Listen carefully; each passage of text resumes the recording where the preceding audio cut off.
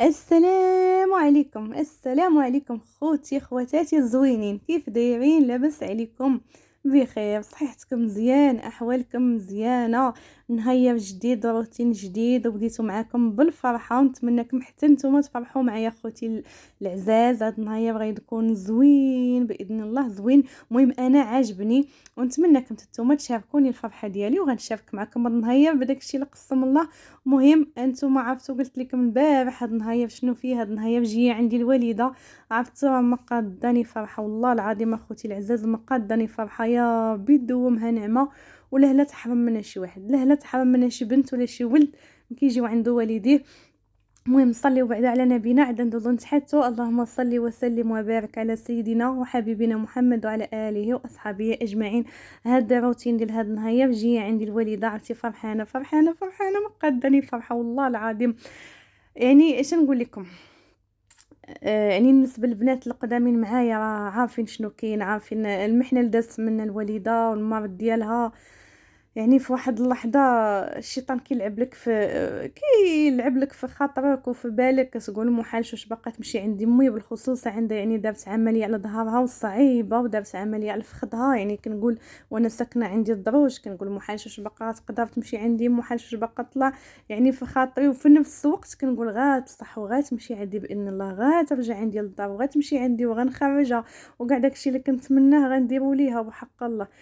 اش نقول لكم، الحمد لله، اللهم لك الحمد يا ربي، دومها نعمه يا ربي، دومها نعمه. كنحمد الله وكنشكره، كنحمد الله وكنشكره في اي خطوه كنخطيها، كنحمد الله وكنشكره عليها والله العظيم اخوتي العزاز.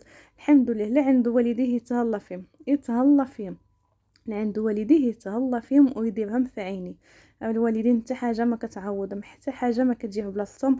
الحمد لله. المهم هاد النهار بغيت نشارك معكم الفرحه ديالي. نايضه عرفتي ملي مشى ولادي ما رجعتش نعست مالفه، كنرجع كنخمم شويه مع عيانه، وهذا كنرجع نرتاح اخوتي العزاز شويه. كنفطر حتى ل 11 اللي كان هاد النهار الفرحه الفرحه ما قداني فرحه.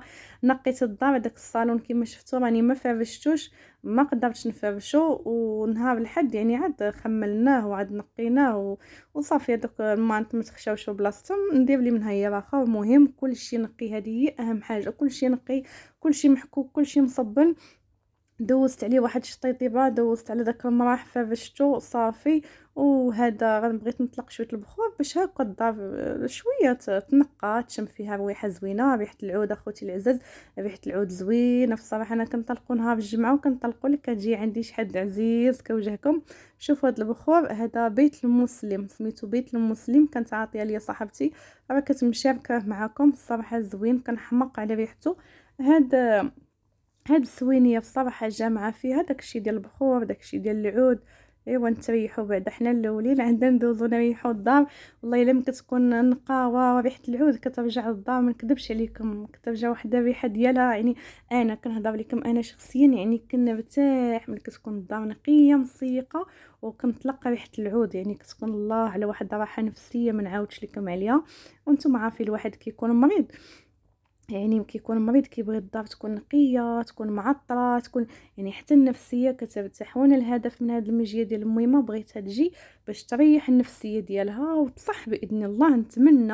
نتمنى تصح وتمشي صحيحه ان شاء الله. يا ربي يجيب ليها الشفاء التام الوالده ديالي وجميع المرضى يا ربي، المسلمين والمسلمات، الله يشافي ويعافي كل واحد مريض. يعني النفسيه ديالها مسكينه مريضه ولات مكتئبه، ما بقاش عندها الخاطر. يعني ملي كانت ما بقاش، سبحان الله، هذا المرض بحال هزيتي وحده وحطيتي وحده اخرى. والله يحسن عوان الانسان، غير مجرد ما كيفكر في داك السبيطار وديك النعسه اللي نعستها يعني مده طويله، جمرات وهي كتنعس وهذا المرض عاوتاني راه ماشي ساهل. يعني صحاب السرطان مساكن راه ماشي ساهل. يا ربي اجعل لي من مغفرة الذنوب يا ربي، والله يقدرني، الله يقدرني يا ربي، الله يقدرني ونخفف عليها غير شويه. هادشي اللي كنتمنى اخوتي العزاز. وصافي بخرت الدار باش ترجع نقيه وتجي تلقى الدويره هكا نقيه، ونحاول يعني نخلي الدار هكا مكالميه، نخليها نقيه، نخليها فهمتوا باش حتى هي ترتاح والنفسيه ديالها ان شاء الله ترتاح. راه كيكونوا مرضين، راه النفسيه راه واحد العلاج كبير. يعني العلاج هو النفسيه، كتكون مرتاحه هذيك هي اهم حاجه. صافي نقيت الدار فباش الزربيه فباش الطابيه تما كانوا مصبنين نقيين فباش كلشي وغنمشي نوجد الغدا ان شاء الله لحقاش كنت مقطعه لها مع ديال 12 التران ديال 12 والجوج باذن الله جوج وقسمين غادا توصل. خاصني انا الوحده ونص خاصني نخرج من الدار لحقاش لاكار بعيد مني شويه. خاصني الوحده ونص نكون مساليه الشقه نكون مطيبه الغدا كلشي. هادوك المانط اخوتي العزاز حتى لشنهايه نكونوا مسالين عاد غنديرهم في بلاستيكات ونخشيهم في الكوان. وشي الاخر كلشي مصبن غادي غير نلمطو نقادو المخاد هنا المخيد دوك ديال الوسيد والمانط هما اللي نخشيهم تماك. صافي ساليت بعدا البيوت ساليت المراح وداكشي وغندوز هنا نطلع الريدو وشوفوا راه باقي الوقت. هنا اش نقول لكم شنو غنطيب للغداء مشاهيه الكرعين مشاهيه الكرعين الفراقش كما كيقولوا مشاهيه امي الكرعين ومشاهيه الصايكوك. صافي قلت غنوجدهم ليها غنوجد لها الكرعين هنا النهار اللي قبل صيفط الراجل جاب لي وحده رجيله وقطعناها هكا جابها لي مقطعه وقلت نوجدهم ليها وما نقولش ليها راني موجده لك حتى تجي تلقاهم هكا طايبين.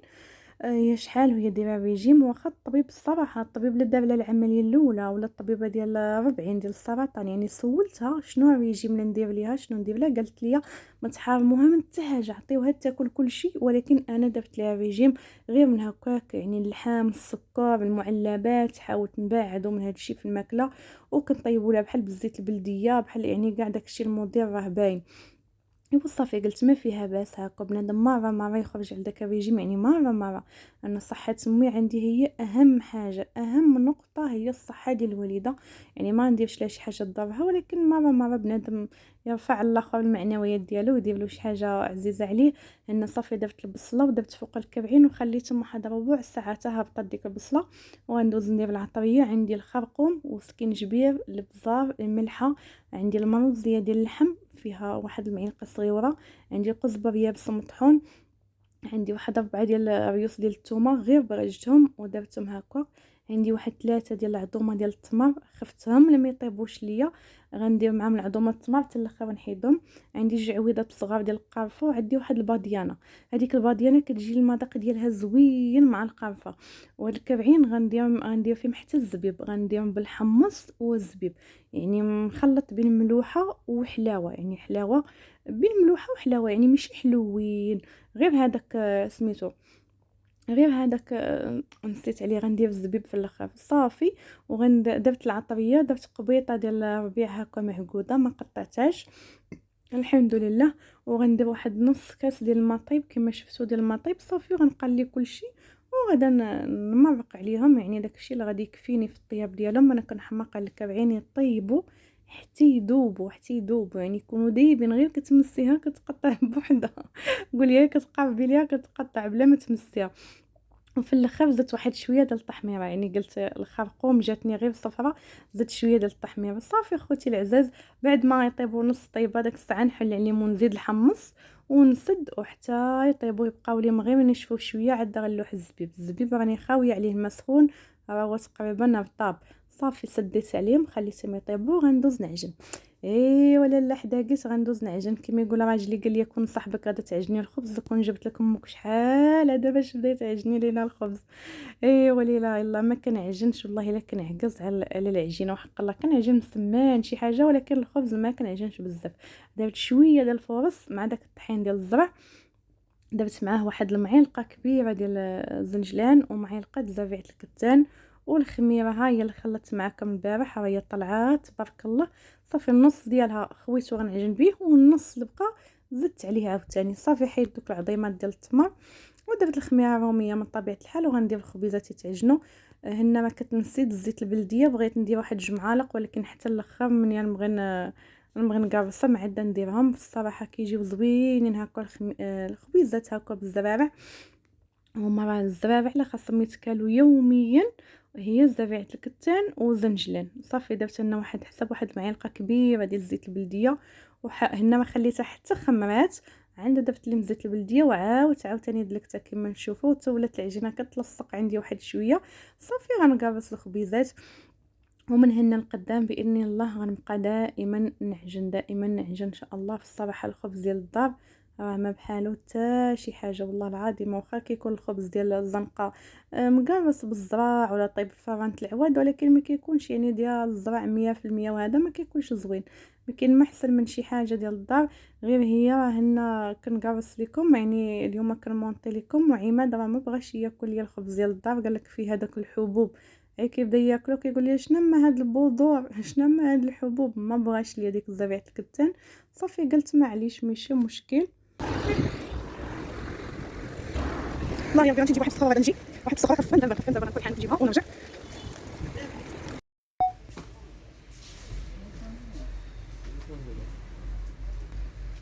خواتاتي العزاز، الوالده باغا صيكوك مشى هي صيكوك، وقالت لي ملي نجي عندك بغيتيني نجي عندك ولي دير لي صيكوك كل نهار، بغيت كل نهار ناكل صيكوك.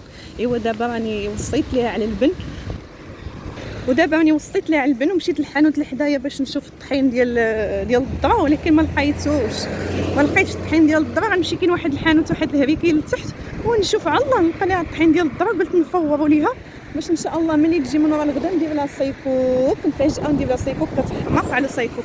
ايوا انا غاده لهنا عكسهم، الله يدير لي فيها الخير يا ربي. ايوا الحمد لله نحاولوا نفرحوا واخا اي بالقليل، يعني شي حويجات كيكونوا بساطين هكا والله الا كيفرحوا الواحد.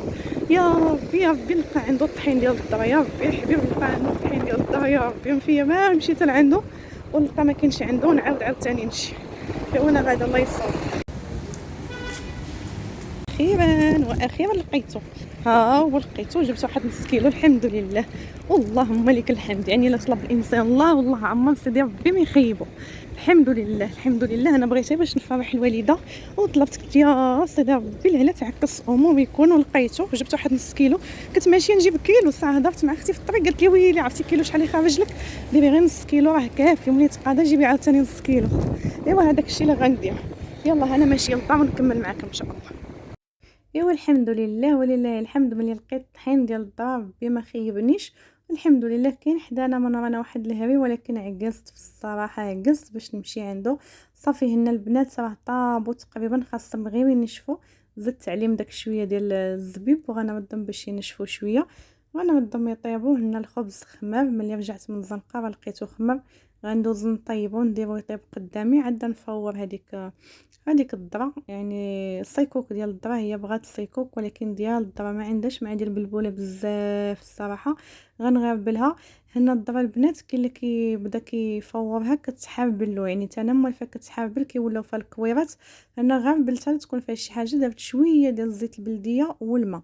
ما تحربلوهاش بصبعكم، يعني بالكف ديال ايدكم وبصبعكم بحال تجروها، يعني بحال تواركوا عليها، ما تحربلاتش ليا نهائيا. ولكن حتى الاخر التفويره الاخر عاد تحربل ليا. انا نفورها جوج فورات البنات ونسقيها مزيان، يعني ماشي غنخليها شاحفه. صافي الخبيزات هما طابو هنا كما قلت لكم جوج فورات غنفورها حتى الاخر، حتى الاخير فورا تكون طابت. عاد غندوزها في الغربال، لا تحابلت له في الاول كيدوزها في داك الصياب الغليظ يعني، وكيحك دوك الكويرات اللي كيبقاو كيحكهم. صافي انا عاد درت فيها مليحه، نسيت في الاول. انا حتى غطيب كلها، عاد غادا داك الساعه نديرها تبرد وندوزها في داك هذاك الغربال. الخبيزات هما طابو تبارك الله الصراحه جاو مزيانين. انا الفران عندي ما بقاش زوين، ما بقاش صالح ليا كيكه ولا الحلوى، بقى صالح ليا غير هكا الشحوت ولا الخبز وصافي. كما قلت لكم الذره صافي غنخليها حتى الاخر وندوزها في داك الصياب. كاين اللي كيقول الصياب، كاين اللي كيقول بوصياب. وهنا غندير واحد لاطه ديال البطاطا، بالحق ما غنديرهاش طيب، غنخليها حتى نجي ان شاء الله غير ندير هذاك الساعه طيب وندير الغدا يسخن. صافي وجدتها هنا النص ديال البطاطا مسلوق والنص ما مسلوقش، درت فيه العطريه وحكيت عليه شويه الزعتر ودرتها في الفران، يعني حسن من تقلى. ما بغيتش نحط غير الكرعين هاكا، نحط معاهم شويه بطاطا.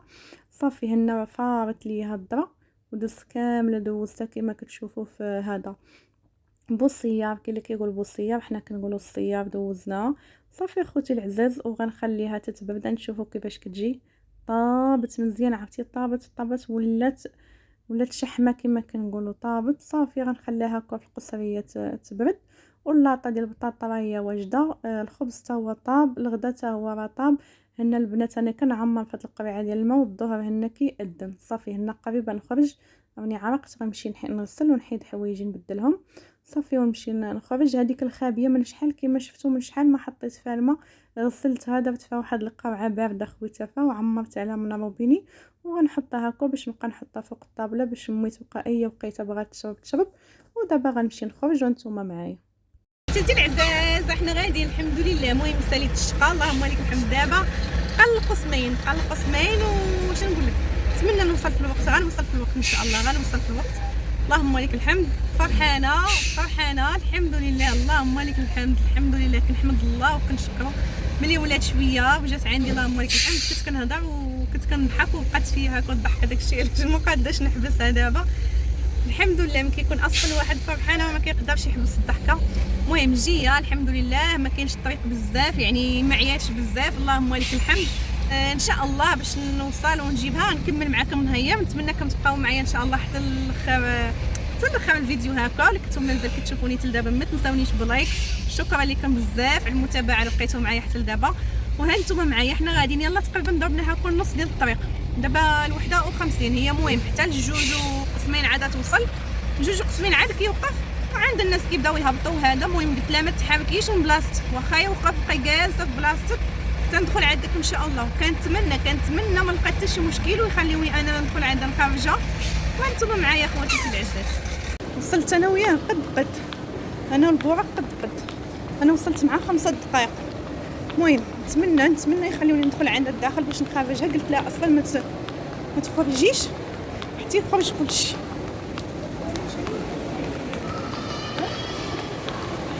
هو وصل ولكن غير واحد اخر، هذاك واحد اخر اما ديال اللي غيجيو فيه مازال ما وصلش. يلا دابا الجوج شحال باقي لي واحد دقيقه تقريبا هكاك، مازال ما وصلش. راه هو جاي. والله الا جينا تقريبا قد صافي ها هو جاي.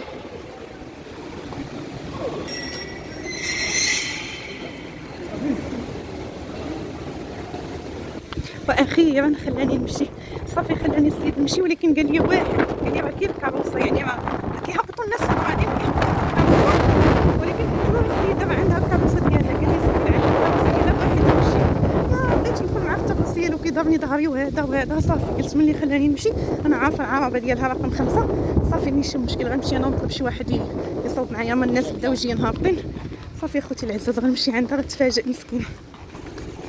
صافي دابا دازت 6 انا وصلت ل5، وصلت للعربه 5. هي هادي.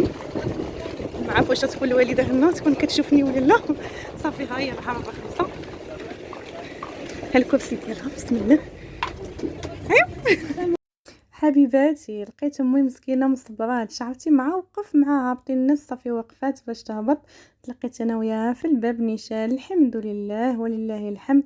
وصافي ما بغيتش نصور معاها مسكينه جات عيانه وانتم عارفين الطريق حتى الغدا ان شاء الله. ونشارك معكم فيديو، غنبقى دائما نشارك فيديوهات انا والوالده ان شاء الله وتشوفوها وتهضروا معاها. ايوا صافي دابا دزنا باش نتغدى وقلت نكمل معكم فيديو ونقول لكم شكرا لكم بزاف اخواتاتي العزاز ولا لا يخطيكم عليا. وشكرا الناس الجداد اللي دخلوا عندي. كنقول لكم اي وحده شافتني اختي ما تنسيش تفعلي لي الجرس باش يوصلك كل جديد. تعاونوا معايا باش تطلع لي القناه وما تنسونيش باللايك اللي بقيتوا معايا تل دابا. ولا لا يخطيكم عليا الى فيديو اخر ان شاء الله. احبكم في الله.